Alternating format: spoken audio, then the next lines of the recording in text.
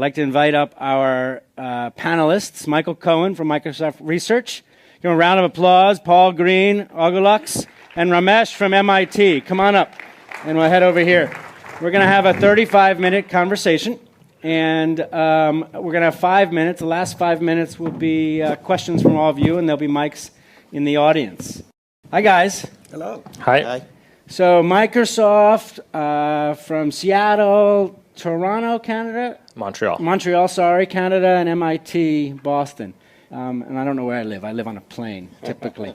So thank you guys for coming. I'd like to kick it off with a 1 or 2 minute at the most. Who are you? And what should the audience know in a couple sentences? And then we're going to dig into real details about that. Why don't you kick it off? Sure. I'm Michael Cohen. I'm at Microsoft Research, where I've been for 20 years. But I'm really an academic at heart, and MSR is certainly academic, working primarily in computer graphics and now computational photography. Fantastic. I like concise. Go. Good morning. I'm Paul Green. I'm a co-founder and CTO of a, as Evan mentioned, Montreal-based computational imaging startup called Algolux. And at Algolux, our focus is on providing amazing image quality to today's smartphones and next generation smartphones. With our technology, we enable things like redesigning the optics to make the camera thinner, or adding features like optical zoom, or more practically doing stuff like making the camera more manufacturable. And before that, I did my PhD at MIT, where I knew Ramesh well. Cool. Ramesh. Hello, I'm Ramesh Raskar. I'm a faculty member at MIT Media Lab. Our group is called Camera Culture, and in the group we try to make the invisible visible, and also create new ways to capture and share the visual information. So within that, we look at some extreme technologies like cameras that can see around corners, or cameras that can create videos of light in motion at trillion frames per second. And we also look at medical devices, medical imaging, and in computer vision, we try to look at how the fact that millions of pictures are online is going to change our visual experience. Fantastic. So what's one of the fascinating things here is mixing, and we did it last year, we did it this year, and I think it's very critical. Not only is mixing entrepreneurs with researchers, with universities, with professors, and we get a lot of interesting dynamics. Michael, we were trading emails that it seems like there's been an evolution. So we've got 2 research labs, one at a big company, one at a university, and a startup. Polar opposites, potentially, or many similarities. So tell me, there's been kind of an evolution at Microsoft in your group, and tell us a little bit about what's changed. Sure. A lot has changed over the last 20 years, as I'm sure you know. Probably one of the biggest things is that for the first 10 years at least, the way we would have impact is by trying to transfer technology out of Microsoft Research into the larger business organizations like Windows or Office, et cetera. Most recently, we've become our own little startup, I would say, within the company. We're able to build some technology. We're able to build it into an app. We have a designer in our group now who does beautiful designs and get things shipped out.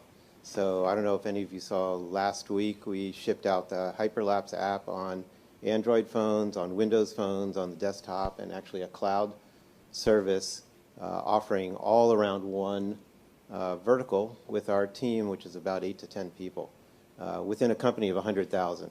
So that's a very unique kind of undertaking. Sounds like you kind of highlighted the get things shipped out. Yeah. Is that probably the major change over the last 20 years? Absolutely. We you actually shipped a product. We as a small group can actually ship things out to the public. Fantastic. So, Ramesh, why don't you take it from your perspective, how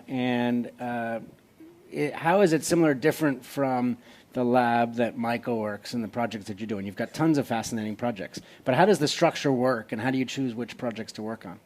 So as Michael says, kind of MSR is the academic arm of Microsoft.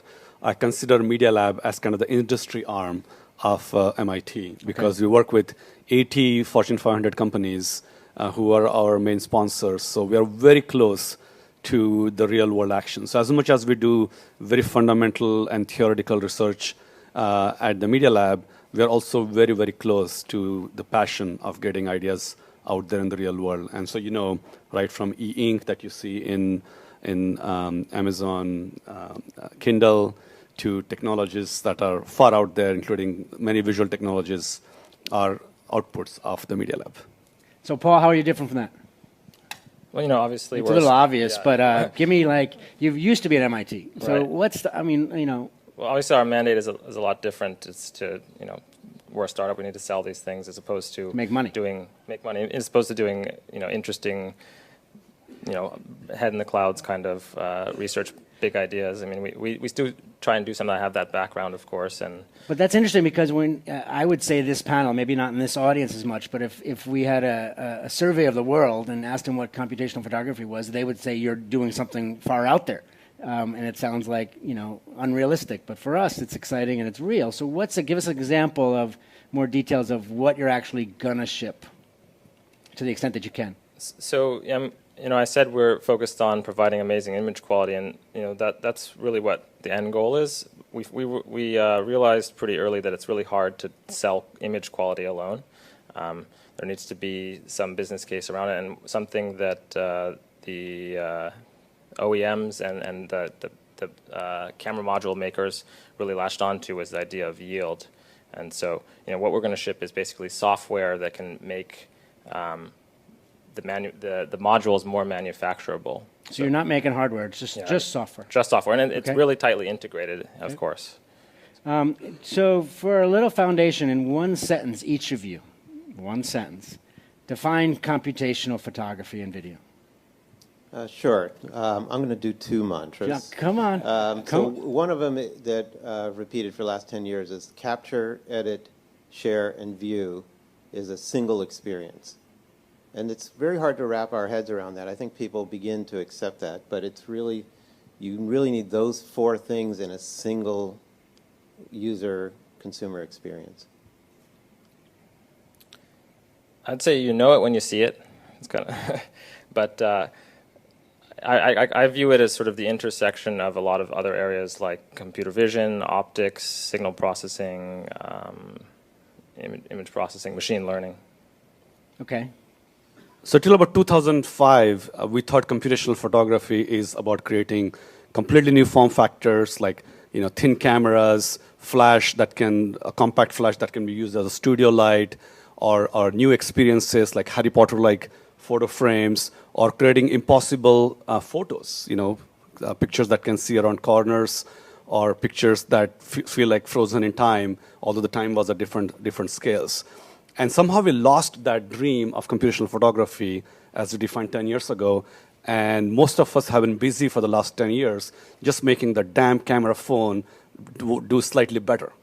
And hopefully for the next 10 years, we'll go back to the dream and create amazing new ways to capture and share visual information. So that's a great lead. I mean, it's interesting. You have three different kind of perspectives that are all really the same, but it's just different ways of looking at things, which is typical for humans, obviously. When you saw the article earlier of I had my first camera phone, which was a Sony Ericsson P800, and took a picture and started MMSing it to people. And at that second is when I wrote that article because I couldn't believe what was going to happen in our industry. And since my camera bag before was a Nikon F, a Rolleiflex, an FM, I've been photographing since 13 years old, I quickly said, okay, shitty pictures, but the ability to communicate is unbelievable. How long until this camera phone will have 80% of the features of the DSLR so that there's absolutely no need for a DSLR? I mean, we're trending in that direction. People are using camera phones more. But that's my question, not only for humanity, but from a business perspective. So, Ramesh, what do you think about,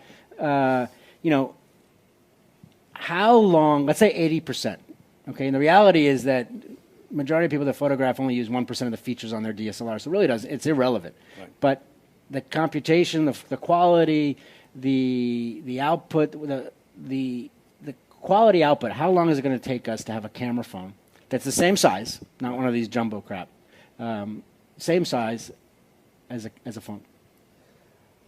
I'm going to look at the question in a slightly different way. You're asking me, how can I build a horse that can run faster and faster? And I'm going to say, I'll just give you a car.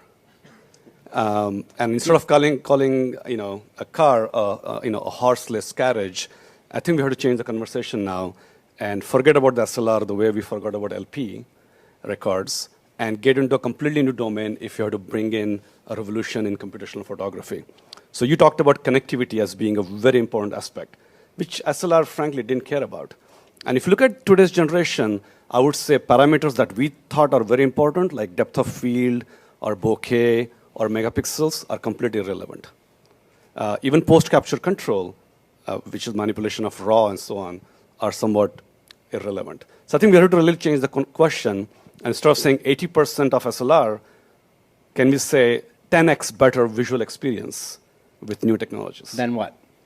Than what we don't even know. I mean, if you're living in the age of horses, with a camera phone or with a camera? I mean, so camera phone, your clip, right. Whether it's AR, so VR in experiences. anything, it should be 10 times. Exactly. So the challenge there is that 10 times a DSLR we don't need. 99.9% of the world doesn't need that. I agree with changing. I'd love to change the discussion, but I think whatever the goal is, it's really to communicate. Right. Right. So 10 times better communication could be faster. And I got a question. There's roadblocks. You're saying you can't build that. I'll give you a car if you want it, right? Yes. So I then translate it before we go to the rest of the panel. Or Michael, you want to add? So what's your thoughts on add what you're about to say? Yeah, so I'm going to pile on as well and say that right now I would say that you're asking when will camera phones have 80% of DSLRs. I would say they already have about 800% of DSLRs. And it really comes back to that notion of two things: capture, edit, share, and view. Phones can do all of those very well. I guess, okay, so let me ask the question better. Well, let me add one more point. So the other point is if we look at the value of those pixels we captured, and we plotted the value over time, I think most people in here would draw a graph that starts out very high right at that moment and drops precipitously and then just kind of wiggles along for a moment.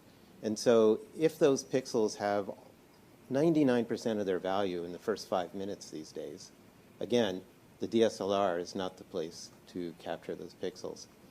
And so quality is a expectation from a consumer. And that quality expectation also is exactly the opposite. We're willing to watch live things, horrible quality because of the excitement of what might happen. We're willing to look at things and consume things that are 5 minutes old because it's very fresh. Again, as time goes on, our expectations go up. And so I really think it's just the question is... How would you ask the question better? When will DSLRs have the capabilities of camera phones? That's a good way to phrase it. I, however, can't, so I guess if I only want one device. I am a minimalist, and many people like carrying less things around. Some people like carrying huge bags around. My buddy over here, Robert's, got one on wheels, who's photographing, and long lenses. So I want to be able to have, maybe this is just me and not majority of people, I want to be able to have all the zoom lenses and all of the tools that I used to use as a creative photographer on the same device that I use as my phone and my computer.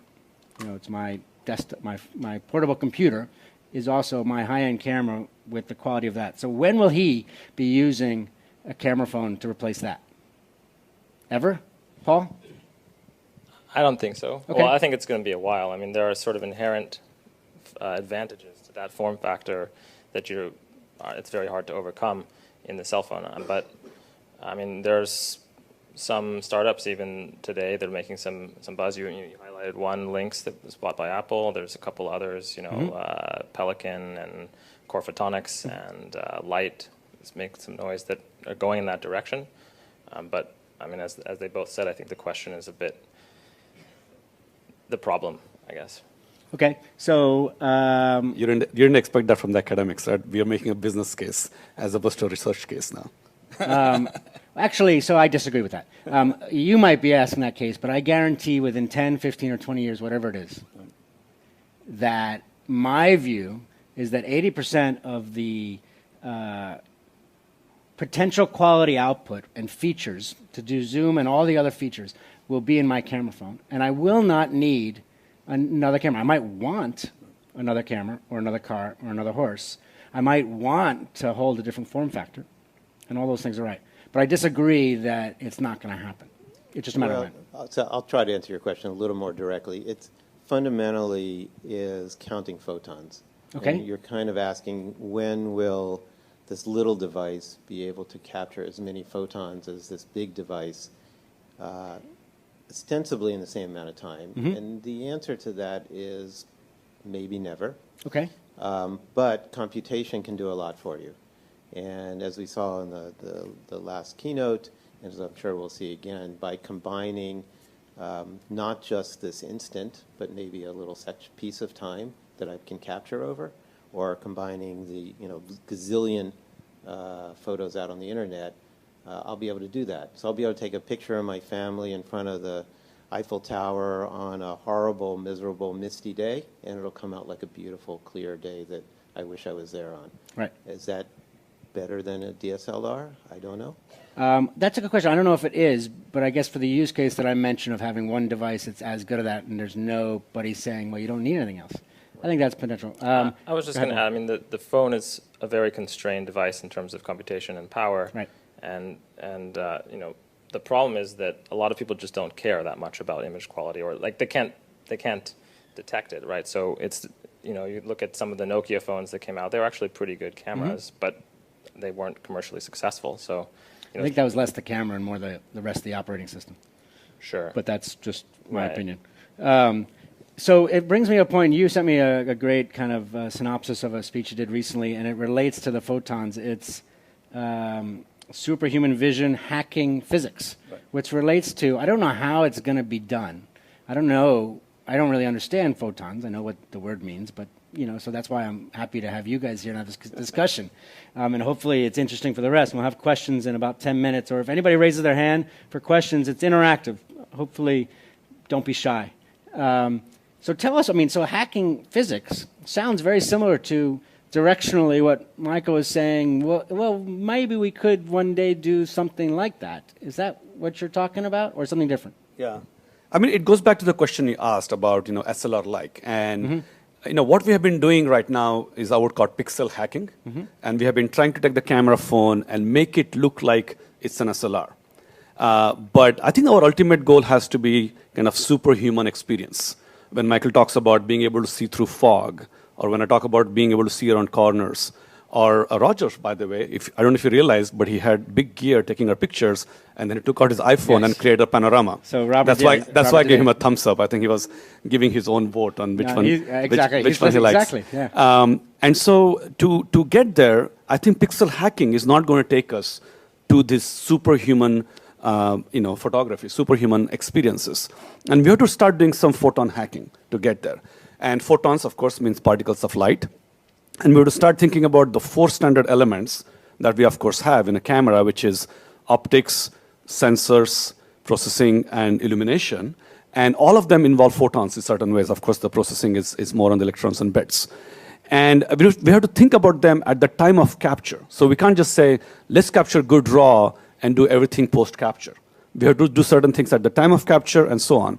So as you know, some of these companies are going in the direction of using a camera array or multispectral, but you're going to go well beyond that. In our group, we can read a book without opening it. We can read through the pages using other wavelengths. Or we're able to create pictures of people behind a wall, and for that we're using other spectrums like microwave and radio frequencies. Tell us a little bit about that. Tell us a little about photographing around corners. So if you were to photograph around corners, if I were to look outside this door, it's seems kind of violating the definition of a camera, because camera is supposed to see what's in front of it. But I can just flash light on the floor. It will kind of bleed into what I cannot see. It will bleed back, and a very tiny fraction of the light actually come back to the camera. And by analyzing this multiple bounces of light, basically the chatter of photons going back and forth, very much like you have chatter for audio and reverberation, the reverberation of photons allows you to actually see around corners. And we have demonstrated that, and it's difficult to do it for photography because these things still cost $1 million, but they're using it for endoscopy and so on.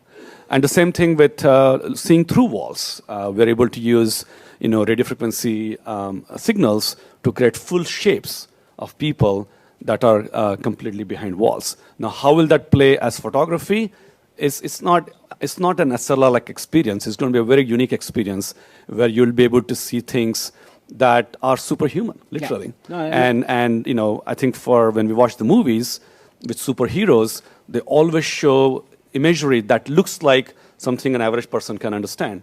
But I don't think the superheroes need to see things the same way we appreciate the colors and motion and so on. So I think we have to put ourselves in that mindset that, hey, listen, visual photography was great, but the technological evolution is much faster than biological evolution, and we have to adapt to how we experience these things.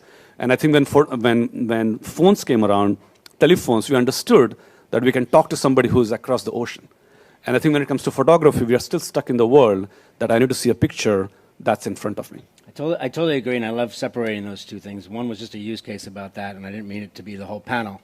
And exactly what you're saying, I want to talk more about it. But that's just one use case that I think is fascinating because it has historically, since 2003, when people started doing it, or 2002, obviously there was the big satellite phones, and I wouldn't call those a camera satellite yet. But so let's talk about more of these kind of, in 15 years, when Algolux is continuing to grow and do fantastic, where do you see the company in 15 years? That's a good question. I try to ask good questions. I mean, that's why these guys pay me. Yeah, the first one was... The investors don't ask you the 15-year question, right? What's that? Investors don't ask you the 15-year question. Yeah, we're maybe 3, 4, 5 years, but... Well, you've got... Usually, for entrepreneurs, correct me if I'm wrong, from my misspent youth, it's what are you going to do in the next 18 months with this money? And after that, what are you going to do with the next round of money, which is 18 months? And then, if I agree on that, how big is this company going to be in 10 years, right? And then you go back home and says, shit, what the hell am I going to do in the next 3 months to get there? Because that's the only thing that matters. Well, our CEO is here. I'll let him talk. Okay, I'll talk to Alan personally later. if you want to know about how big our company is. I'm looking not more big, at technology. but just like vision-wise. Yeah. So I mean, our longer-term vision is really, Ramesh spoke about. You have to really, when you're designing these systems, think about all the different parts to them. Not just pixel hacking. And so our longer-term vision is really around taking a more holistic approach to image processing, or image generation, image reconstruction, and modeling. The whole having a whole model of image generation and modeling the physics and incorporating those things into our algorithms. And basically recasting it as an optimization problem that models the statistics of natural images and the physics process. So that's sort of the longer term vision of where we're trying to head to. Mike, I was going to ask you a different question. Do you want to evolve on that one? Yeah, so you asked where are we going to be in 15 years. I asked him where his company is going to be, not you. So hang on, Michael. I asked him. That's a different question. It's a startup. So I'd love to ask you a question that is different. It is, you've just released your first, not your first, but this new iteration of Microsoft Research. You're now releasing products directly. What surprised you the most that you didn't expect prior to releasing and that you learned after releasing? It's a good question. I'm going to answer this one. No, we got to answer. No. It doesn't work this way. I don't know if it works at Microsoft. You're PR trained. We don't do it that way. This is my show, and I'm with you guys. Right. So let's answer the question. We're about to go into 18 months of presidential debates, and I doubt anybody's going to answer a question they're asked. But you're going to. I will answer. You're a good man, Michael. But I will answer your question. Thank you. So it's not the first product we released. We have a set of them, and I'd encourage you to come play with them and give us some feedback. The real surprises are in just what people do with it. It's the most fun thing is to put something out there and just watch what comes back. There's all kinds of comments that come back and things like that, but the really exciting thing is to see the media that people capture and come back with, because you really never know what what they're going to do with it. Are there some examples that you can share with us? What surprised you the most? Like everybody all of a sudden saw it in the office and everybody started laughing. Or that's good. Actually, it's more. I think the ones that I think of are more the ooh and wow. yeah. ones. So give us an example. Of ooh. You know, the hyperlapse one we put out. There was one that came back from some beautiful beach where somebody was walking for miles and miles and miles down this beach in hyperlapse, and it's just one of these super smooth, silky experiences that wanted me to, really makes me want to go to that beach instead of sitting in our lab. But B, I can just kind of watch this thing forever. It's one of those just wonderful experiences. And then the other thing, basically the kinds of things you see people do. The reception is very interesting. Probably our biggest complaint is that we're not on every Android platform. I can't even count how many there are. So just the desire for more of those platforms has been really encouraging as well. Great. Do you guys have, you also interactive, you guys have questions for each other, please feel free. Anybody have questions in the audience? We'll get mics out there. We have a mic. We'll start a little early to make it interactive. And there's one over here whenever you guys get around to it. So thank you for answering the question. You're welcome. What keeps you up at night, Paul, in regards to work? Well, I mean, yeah, I'm in the day-to-day of just making this stuff work and shipping it. So, is there certain things? I mean, obviously, say what you can, but if there are certain things that are the most challenging now, is it hiring? Is it things that might, obviously each of the three panelists has different challenges as far as hiring and resources. It's obviously harder for a startup. Right. And so what's the biggest challenge? Yeah, finding amazing people is, I think, a challenge for all startups, and that's definitely, we're no different, That's one of the reasons we're here. Hopefully you're here for that, yeah. For sure, yeah, for that. Me too. Are you looking hiring? You got an opportunity? Always hiring. Okay. That's like number one, I think, for anything you do. Startup, research, labs, whatever, it's the people that are there. So more existential, I think, just in the field of photography, it's like nobody looks at the photographs anymore. Like they're just so throwaway, I guess. And I think that people don't look at photographs after they create it. Yeah, they take them, they share them, and they disappear, and they stay there, I guess. But no one looks at them. I think that's why the hyperlapse stuff is actually really cool. I agree. One of the things recently I think is going to be a huge opportunity is as more and more smarts are analyzing the content. There was a story recently of uploading 20,000 images to an online cloud, of which point I think it was a Google product that brought out images together that told a story that somebody forgot. And there was another moment. And I think that's going to drastically change that. There was an interesting thing about the grocery store. I think it was in Sweden or Denmark, actually, and doing face recognition and seeing all these connections of people who didn't know each other, but by tracking the same time and space, you could plot, who overlapped. And that's what happened when I was looking for pictures in my horribly organized archive for this presentation. There's a question out here. Yes, right over there. Please stand up. So, Myron Casaraba, MJK Partners. I guess, there's a lot of cool stuff that can be enabled by computational photography, better pet photos, panoramic selfies. But what about significant benefits that computational photography could bring to either business or healthcare? So, being able to tell that a motor or a compressor is about to fail, or not only telling if a person's happy or sad, but telling whether they're sick. And I guess part two is, do you see computational photography and drones intersecting and sort of interesting applications there? Great questions, Myron. Ramesh, you want to take that? I think Myron brings up a very interesting conversation, which is, we think about fusions, which is like photo and video are fusing, or camera and phone are converging. But I think what you bring up is a very important debate, which is computational photography and so-called computational imaging is also converging? Because so far, camera have been mostly used for visual memory, taking photos and seeing them as they are. But computational imaging is more like A to I, analog to information.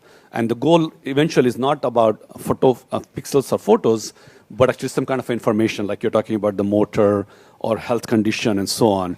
And I think we're going to have a very interesting tension between these two of how can the same device serve both purposes. So for example, if it's more about A to I, then you would make it multispectral, thermal, and other modalities as opposed to what we're talking about. And I think that's really exciting. And I hope more of that happens because the computational imaging world has actually moved on very fast when it comes to medical or scientific imaging or military or satellites and so on. And many of those technologies will start coming into a photographic world. And we won't even realize it, that these are becoming part of our experiences and also influence the businesses in so many ways. I mean, barcode reading is one of the few examples of how we are treating computational imaging, and recognition is improving, but we still think of recognition for the sake of photos, but recognition for the sake of tasks is also going to creep in. I think it's a great example. Michael's going to take it as So well. I'll try to answer your question a little more directly, but I'll echo that what's going to happen is that when you take a picture, there will be understanding of that picture in the device, which offers all sorts of capabilities for business.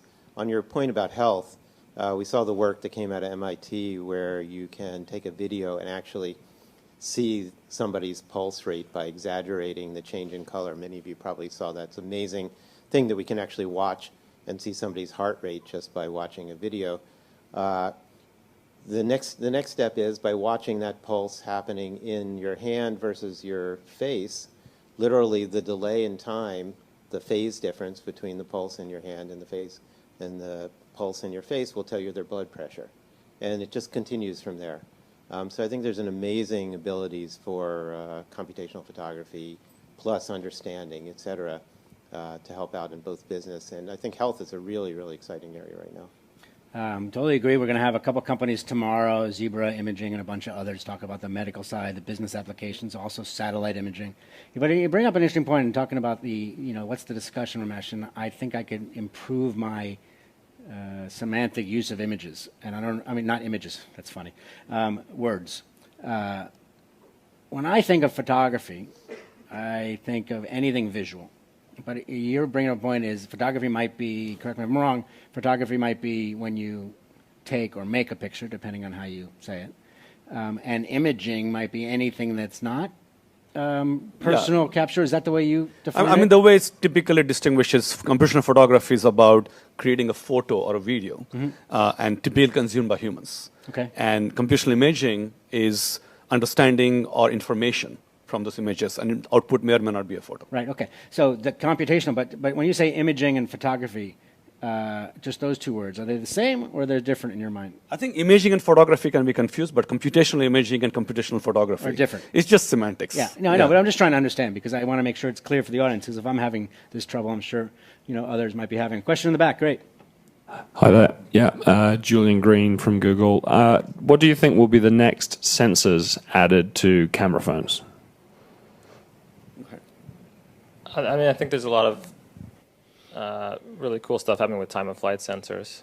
So, I mean, for example, the work that you talked about seeing around corners, there's work that uses those similar sensors or the same sensors, which are much lower cost. This is the sensor you see in the Kinect. I think you can do a lot of 3D and depth and whatever else. I think there's even the Project Tango from Google that's kind of doing that, right? Any other questions from the audience? We've got about 2 minutes left. Yes, right here. Stand up. We don't have to wait for them. Stand up. Speak up, Eric. Hey, I'm Eric Irwin. I just had a technical question. He's got a phone right here. Thank you. Hey, I'm Eric Irwin. So I was just wondering if any of the panelists have an opinion on if graphene-based photosensors may one day replace CMOS-based photon sensors in consumer electronics, and why? I think graphene is very, very interesting development, and it goes back to the conversation we had. We have done pixel hacking, we're doing bit of photon hacking now with camera arrays and so on, and then we're moving into kind of the physics hacking, and that's where the sensors come in. Time of flight is an example of that, thermal, and changing the sensors themselves, whether it's black silicon or whether it's graphene-based. And I think as long as we're improving the quantum efficiency, which is you want to convert most of the photons into electrons, it's very exciting. Another interesting thing about graphene is that you can create non-planar sensors. And as you know, the human eye, for example, has a relatively simple optics. And if you can just use curved sensors as opposed to flat sensors, all the complexity, all the weight that Roger is carrying in the lenses will disappear, and you can create 1, 2, 3 gigapixel cameras that are literally 2 by 2 centimeters, 2 centimeters by 2 centimeter, 2 centimeter cubic form factor. If you just use monocentric lenses, which is just lenses like the human eye, 2 concentric spheres, and a curved sensor.